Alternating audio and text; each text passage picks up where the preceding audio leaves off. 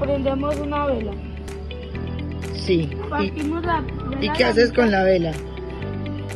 La prendemos y la ponemos en la mitad. Aquí, en la mitad. En la mitad del fuego. Sí. Y luego, cuando ya se esté encendiendo o cuando ya esté ahí, le ponemos ahí están los palos y entonces comenzamos a partir palos y con la vela, con el resto de vela que quedó, comenzamos a cortarlo.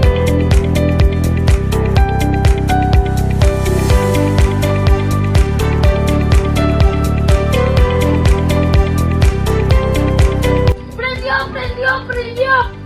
¡Oh, wow! Muy bien.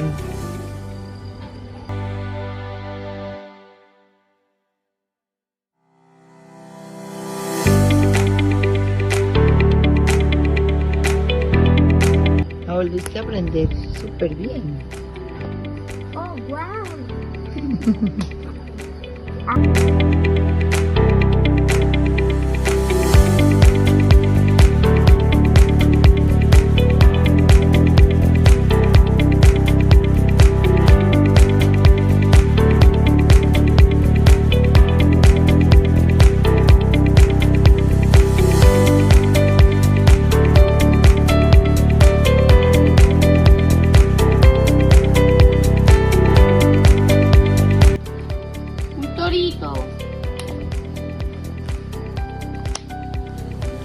Ay, ¿qué es ese Manuelo tan lindo? Déjalo quietecito para poderlo ver.